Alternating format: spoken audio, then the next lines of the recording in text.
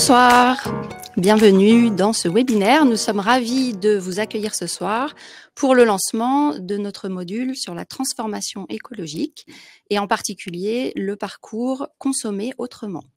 Alors, ce module que nous lançons aujourd'hui dans sa première partie contient différents supports, des supports thématiques. Donc, le premier thème, consommer autrement, dont on va parler ce soir avec Carole et Cécile. Et à part ce thème que l'on peut explorer, on trouve d'autres ressources qui sont des fiches sur les acteurs et actrices de la transformation écologique, donc qui vont nous donner des informations sur des métiers en lien avec la transformation écologique. On va trouver également sur le parcours des minutes scientifiques qui sont des vidéos qui vont nous donner du contenu sur des thématiques scientifiques comme par exemple qu'est-ce que le GIEC ou quel lien entre le réchauffement climatique et la biodiversité. On va y trouver également des études de cas dans lesquelles on va s'intéresser à des entreprises qui nous proposent des solutions en lien avec la transformation écologique. Et dans cette navigation, on va pouvoir également se promener dans le thème consommer autrement. Alors, tout d'abord, Carole, est-ce que tu peux nous dire qui tu es? Bonsoir, du coup je m'appelle Carole Audy, je suis professeure de SVT en lycée et je suis également référente développement durable depuis 6 ans maintenant. Et je travaille avec les éco-délégués, les élèves, les personnels de direction, les collègues et les agents pour essayer de réaliser une transformation écologique de mon établissement. Et c'est pour cette raison que j'ai voulu participer à ce parcours et plus spécifiquement dans ce thème qui est plus éloigné de mon domaine de prédilection qui sont les SVT. Parce que ça ressemblait davantage à ma façon de vivre au quotidien et tous ceux qui me connaissent vous diront que je veux jamais rien jeter, rien acheter de neuf et que je préfère toujours réparer, revendre et donner pour éviter une consommation excessive de ressources. Et je prends la suite. Donc moi, Cécile Klinger, je suis ingénieure de formation. Je suis aujourd'hui responsable de l'équipe transformation écologique et santé environnementale à l'AP-HP, donc les hôpitaux de Paris. Et c'est vrai que depuis que je travaille, j'ai voulu m'engager dans la transformation écologique dans différentes entreprises et en particulier pour la sensibilisation et l'information du grand public sur ces questions. Et en ça, le corps enseignant est évidemment au cœur du réacteur sur la question, puisque en tant qu'enseignant, vous voyez les différentes générations se succéder, et donc vous avez un potentiel d'information et de sensibilisation qui est énorme. Et donc c'était vraiment pour ça, moi j'ai trouvé que ce projet avait vraiment une très grande pertinence et un très grand impact, et donc j'ai été ravie de pouvoir y participer avec vous. Merci. Alors, ce thème sur la consommation, c'est un très vaste thème. Donc, peut-être la première question qu'on aimerait vous poser, c'est lors de la conception, comment est-ce que vous avez fait pour délimiter et choisir les objets dont vous alliez parler? Alors effectivement, quand on dit consommer autrement, on parle des biens de consommation, et des biens de consommation, il y en a quand même beaucoup. Et donc, il fallait restreindre le champ d'application, et on a choisi le secteur du textile pour plein de raisons. Déjà parce que c'est un secteur qui a beaucoup d'impact au niveau environnemental, au niveau consommation de ressources, au niveau social, on y reviendra. Mais aussi parce que des vêtements, tout le monde en a, tout le monde en achète, et notamment les jeunes. Et donc, ça nous paraissait particulièrement pertinent d'en parler aux enseignants parce que c'est un sujet qui va toucher aussi les élèves très directement. Et donc, effectivement, on a choisi de travailler sur le cycle de vie d'un produit et on a choisi de prendre le jean, puisque c'est quelque chose que tout le monde achète. Et les personnes qui vont travailler ce parcours vont finalement réaliser toutes les étapes de conception et de vie du produit jusqu'à sa fin de vie, en ayant des informations d'experts sur des données qu'ils ne pourraient pas comprendre. Et en ayant des informations aussi d'orientation qui peuvent être données aux élèves, qui sont peut-être des métiers anciens qui reviennent au goût du jour ou des futurs métiers en devenir. Effectivement, et pour compléter, l'idée dans le parcours, c'est donc de donner des informations, mais aussi de donner des solutions. Et donc, on présente aussi des solutions qui sont soit à la main des particuliers, soit à la main des entreprises, soit à la main des pouvoirs publics, pour essayer de diminuer les impacts du secteur, que ce soit en termes d'environnement, que ce soit aussi en termes sociaux.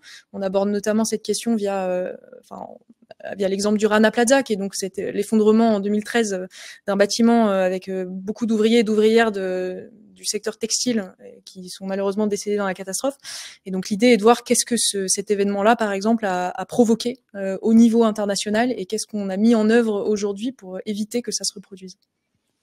Et je rebondis, c'est quelque chose qui a été très important et moi qui m'a beaucoup plu, c'est essayer de partir justement des solutions et de pas avoir une idée de catastrophisme et de finalement montrer que partout il y a des gens qui essayent de faire des choses, il y a des entreprises qui ont des idées intéressantes, innovantes, et dans les établissements aussi il y a des choses qui sont faites et on peut trouver justement dans le parcours des idées de ce que l'on peut avoir dans des établissements ou dans le cas des études de cas des entreprises qui produisent autrement finalement.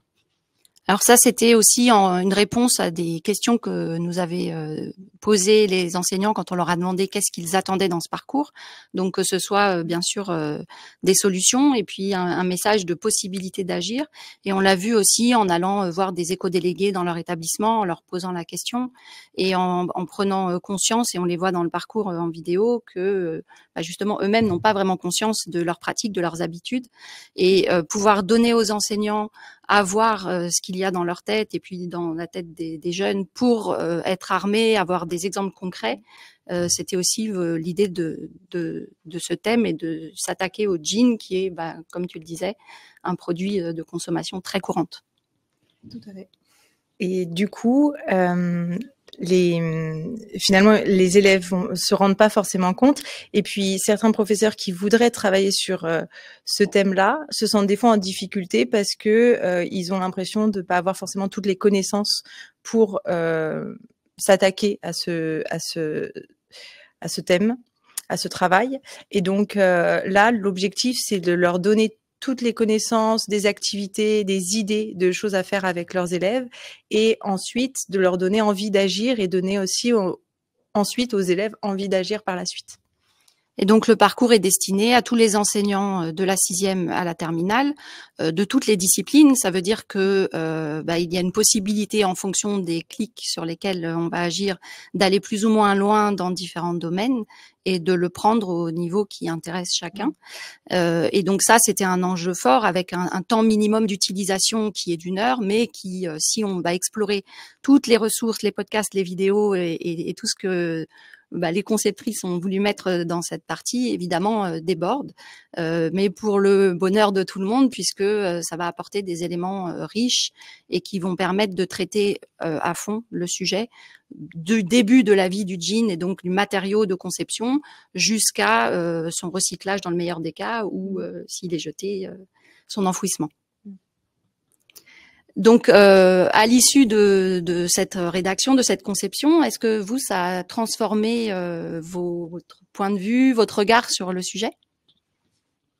Alors, ce qui est sûr, c'est que ça nous a appris beaucoup, parce qu'on a creusé le sujet forcément assez profondément, et c'est un sujet qui est extrêmement vaste et qui en plus évolue aussi, donc c'est vraiment très intéressant. Donc sur cette question-là, oui, évidemment, on a appris beaucoup de choses sur quels sont les impacts des choses qu'on achète en fait de façon très régulière et qui sont nos vêtements.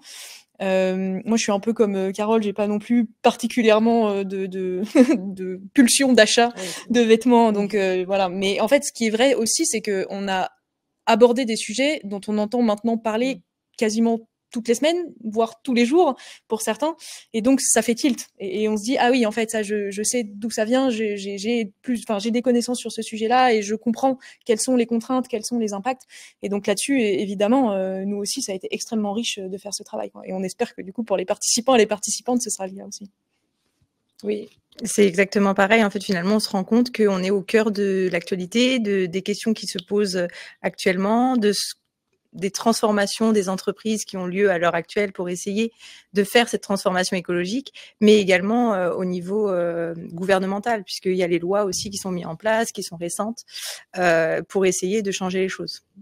Et donc, c'est vrai qu'il y a des aspects sur les actions individuelles. Là, on voit les éco-délégués, donc les possibilités qu'ils ont d'agir, mais aussi celles des adultes.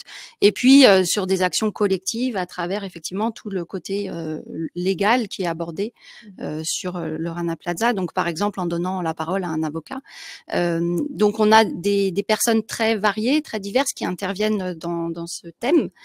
C'est des rencontres que vous avez faites, c'est des personnes avec qui vous avez échangé, et eux qui portait un message en lien avec la transformation écologique qui vous a surpris ou qui était celui que vous aviez prévu? Alors, qui nous a surpris, je pense pas, parce qu'en fait, globalement, on va un peu tous dans la même direction, mais par contre, ça a permis effectivement de discuter avec des personnes, enfin, des profils avec lesquels on n'est pas forcément habitué. Par exemple, un avocat spécialisé sur le devoir de vigilance, c'est clair que c'est des échanges riches, parce que, a priori, nous tous autour de cette petite table, on n'est pas dans ce milieu-là, donc c'est effectivement super intéressant d'avoir aussi cette vision-là sur juste un autre prisme autour des sujets, qui est le prisme vraiment du droit des entreprises et des devoirs des entreprises au niveau vraiment juridique.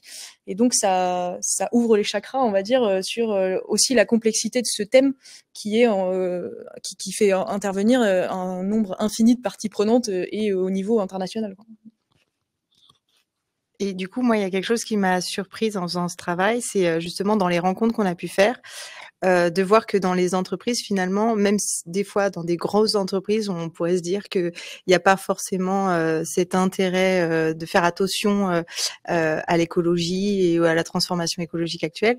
On se rend compte qu'il y a des gens comme nous qui y travaillent et qui ont envie aussi que ça bouge et qui ont envie de s'investir pour ça. Et ça, je pense que ça peut résonner chez certaines personnes de se dire, bon, bah finalement, voilà, tout le monde essaye de faire quelque chose. Alors faire quelque chose, c'est aussi trouver un métier. Donc on a des liens avec des parcours d'orientation des élèves. Donc à travers les fiches acteurs et actrices de la transformation qui présentent des acteurs tous les jours dans leur métier, et à travers des études de cas qui donnent des indications sur des parcours d'entreprise ou de société ou d'association, on va pouvoir découvrir comment est-ce qu'on peut agir tous les jours à travers sa formation professionnelle et concrètement donner des envies, faire connaître aux enseignants des métiers qui sont en conversion et qui existent depuis toujours, ou des nouveaux métiers qu'on peut découvrir à cette occasion, et tisser des liens avec l'orientation des élèves et leur donner des exemples concrets qu'ils pourront ensuite explorer à leur tour. Donc, dans le parcours, on a plusieurs parties qui sont à peu près équivalentes en temps, qui s'appuient sur des quiz, parfois après avoir écouté une vidéo pour vérifier qu'on a été attentif, ou parfois pour se poser des questions au début, des différentes interactivités qui sont proposées, et donc, comme on le disait, une variabilité sur la durée. C'est aussi donner des chiffres clés. Il y a des activités qui sont aussi juste pour créer un électrochoc et se rendre compte que pour un jean, on a besoin de 10 000 litres d'eau, qu'il a fait 1,5 fois le tour de la Terre avant qu'on puisse l'acheter. Voilà, c'est aussi donner des ressources et qui peuvent après être utilisées par les professeurs en classe. Donc tous les parcours et celui sur la consommation aussi sont introduits par une interview de Jean-Marc Jancovici qui nous présente une planche de sa BD en relation avec le thème, et puis qui nous donne des grandes indications sur les raisons pour lesquelles les enseignants sont invités à se former et à communiquer auprès de leurs élèves. Et puis nos parcours se terminent par une photo qui a été prise par un photographe qui s'appelle Thierry Suzan, qui nous donne à voir aussi avec un peu de recul et puis son regard de photographe et d'artiste sur une situation, comment est-ce qu'on peut mettre en perspective chacun des thèmes, et ici celui de la consommation. Voilà pour cette approche générale de présentation de ce thème de consommation. Alors, on serait ravis de répondre à vos questions si vous en avez.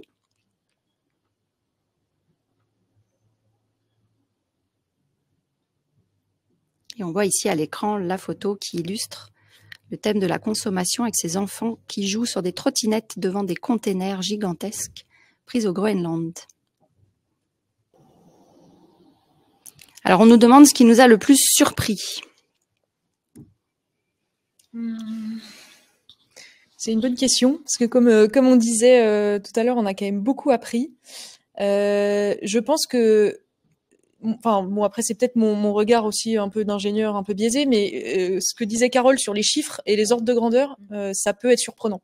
Parce qu'effectivement, on se rend pas compte de ce que peut représenter la fabrication d'un objet comme un jean.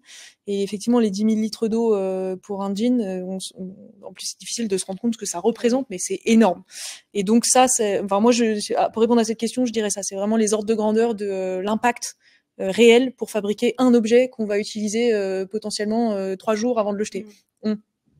Il faut pas, mais enfin en tout cas on sait que ça peut être utilisé comme ça et avoir en face toutes les ressources qui ont été nécessaires pour le faire, ça fait réfléchir quand même. Et oui, alors moi, du coup, forcément, il y a les chiffres, mais il y a autre chose qui m'a beaucoup surprise, c'est lors de l'interview des éco-délégués, de me rendre compte quand on leur a posé la question est-ce qu'ils pensent être victimes de la fast fashion et qu'ils ont répondu non, pas du tout.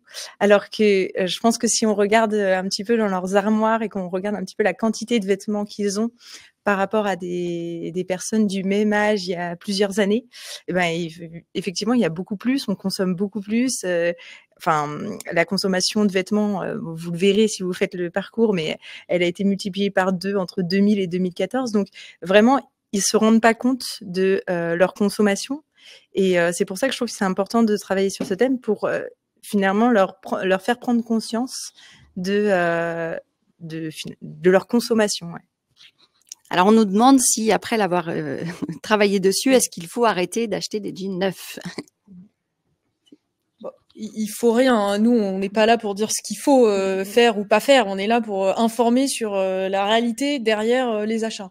Donc, acheter neuf ou pas neuf, je pense que la question, elle est plus qu'est-ce que vous, en tant que individu, vous avez envie de faire pour faire mieux en termes d'environnement.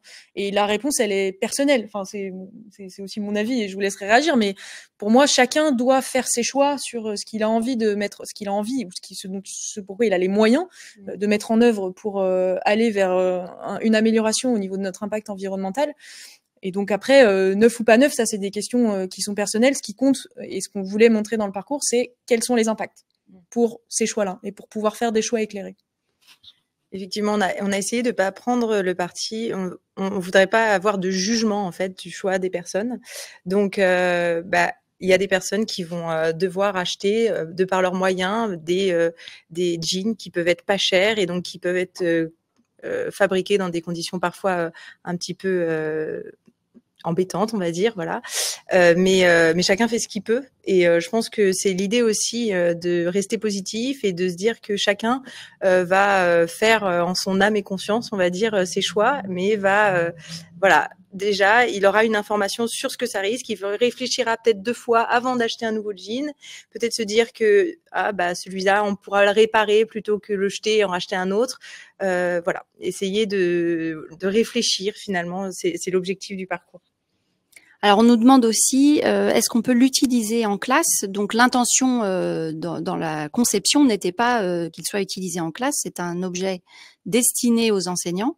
Et on a des premiers utilisateurs qui l'ont testé et qui voient des possibilités de prendre certaines activités ou certaines sous-parties parce qu'ils voient comment ils pourraient l'utiliser en classe. Si ça se passe, on sera ravis puisque c'est l'objectif. Nous, on veut donner les outils et les clés qui permettent de motiver chacun à un peu plus souvent dans chaque heure de la semaine, parler de transformation écologique, en faire un sujet que les élèves vont s'approprier. Donc, bien sûr que quelque part, on aura gagné. Mais l'intention est bien de parler à des enseignants de la 6e à la terminale. Et peut-être que vous pouvez nous dire si dans la conception de certaines parties, vous avez envisagé différemment que si vous écriviez pour des élèves. Alors, Cécile ne pourra pas nous répondre puisqu'elle n'a jamais vu, enfin si, elle a peut-être déjà croisé des élèves dans la rue, mais pas dans son cadre professionnel. Et Carole, puis c'est aussi l'occasion de nous dire comment vous avez fait pour coopérer dans cette activité de conception de ressources qui était neuve pour au moins Cécile. Du coup, moi, j'ai plutôt l'idée de l'activité sur la consommation d'eau, où on va pouvoir justement avoir les participants qui vont avoir une idée de la consommation d'eau en déplaçant des curseurs.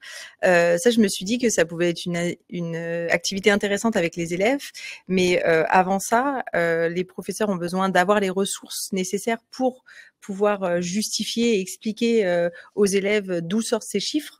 Donc finalement, les professeurs vont faire aussi cette activité qui pourront peut-être utiliser avec les élèves et pourquoi pas, ou la faire en activité pratique avec des éprouvettes, on peut l'imaginer en multipliant par 1000 et quelques. mais dans ces cas-là, le professeur, lui, aura vu les ressources, aura été un peu plus loin pour pouvoir répondre aux questions et pour pouvoir expliquer aux élèves finalement c'est quoi l'utilisation de cette eau derrière, à quoi ça a servi. C'est pas juste une quantité d'eau qu'on déplace comme ça. Alors, on nous demande aussi pourquoi s'inquiéter de la fabrication d'un jean puisque sa fabrication est délocalisée et que la pollution est hors de la France. C'est un petit peu taquin, je pense. Un petit peu taquin, j'espère. Puisque ce qui nous intéresse, c'est bien sûr le bilan à l'échelle du globe, qui intéresse toute l'humanité, même si la France a sa part de responsabilité et qu'on la prend. Vous découvrirez dans le parcours une étude de cas justement d'une entreprise qui propose des jeans intégralement réalisé en France et tous les enjeux d'en faire un business model qui était efficace et qui porte ses fruits.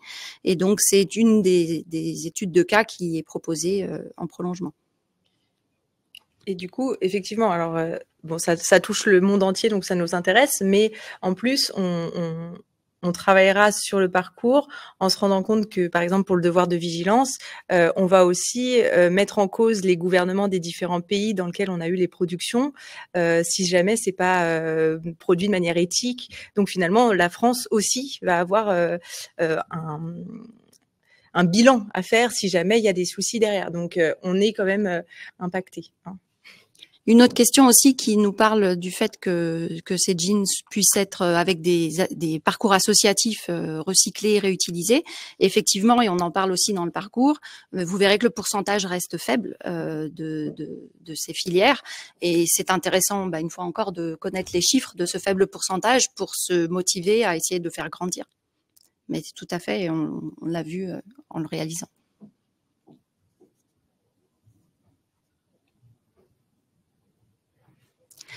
Alors, pour ce qui est des éclairages avec les échanges avec les collègues sur ce projet, il est prévu dans le parcours que les utilisateurs puissent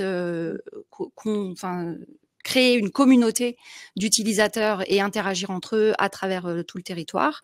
Et donc, dans ce prolongement, ensuite, peut-être explorer le champ des entreprises localement présentes dans leur territoire, des associations, des partenaires locaux aussi de toute nature, collectivités, et de pouvoir tisser du lien entre les établissements pour que, parce que Carole doit le savoir, pour être référente dans son établissement, la difficulté de communiquer avec les autres et ne pas faire chacun dans son coin ce que les autres sont en train de faire à 10 kilomètres de là est un enjeu fort. Et donc, c'est bien sûr aussi un axe qui nous est cher, qu'on puisse faire rentrer en communication par l'intermédiaire de ce réseau tous les collègues utilisateurs.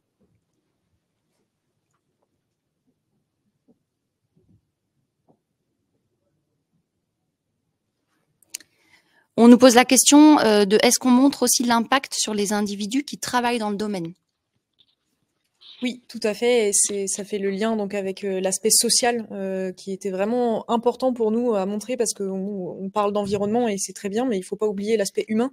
Et on sait que le secteur emploie des personnes dans des conditions qui sont vraiment moins qu'idéales. Et donc oui, effectivement, l'idée ça a été de montrer la catastrophe du Rana Plaza a été un événement spécifique, ponctuel, et il y a des choses qui ont été mises en place pour essayer de les éviter. Mais en fait, les impacts, ils sont diffus, en tout cas, ils sont présents partout sur plein d'étapes du cycle de vie.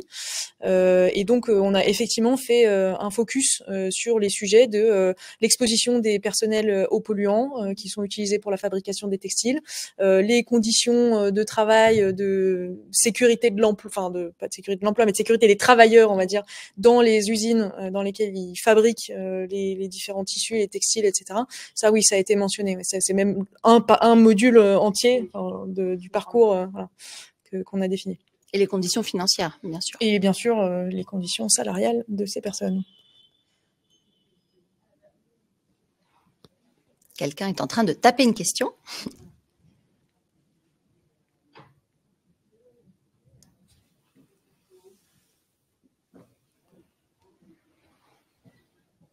Alors peut-être pendant ce temps-là, vous pouvez nous parler de votre coopération et de la façon dont vous avez travaillé ensemble? Oui, alors effectivement, ça a été un projet post-Covid, donc très en visio. Donc avec Carole, on a travaillé pendant 6 mois, je pense, par échange de mails par visio, etc. Et on s'est rencontrés à la toute fin, en vrai, ce qui a été assez rigolo. Et on a été pas mal moqués pour ça quand même, puisqu'on est arrivé lors d'un des derniers Copil toutes les deux, et on a fait « Ah, c'est toi Carole, ah, c'est toi Cécile », et voilà. Donc c'était c'est une nouvelle façon de travailler, j'imagine. Ça a bien marché. Voilà, qui a très bien marché, mais et qui a eu son petit moment cocasse, on va dire. Un autre moment cocasse, c'est au moment où on a cru que tout le travail qu'on avait fait depuis le début avait été effacé. C'est les joies aussi de travailler en ligne, en réseau et puis à distance. Hein. Mais heureusement, le travail n'avait pas été effacé. Donc, on est ravis de vous avoir présenté cette petite partie de l'équipe pour ce premier thème sur mieux consommer et qui est déroulé à partir de l'objet du jean. Nous aurons ensuite l'occasion de vous présenter les 3 thèmes prochains lors d'événements similaires, donc des webinaires au cours desquels nous pourrons rencontrer les auteurs de ces autres thématiques. Et d'ici là, nous espérons que la navigation dans le parcours sera la plus agréable possible, enrichissante, vous apprendra beaucoup de choses et vous donnera envie de les transmettre à vos élèves. Merci. Merci beaucoup. Merci.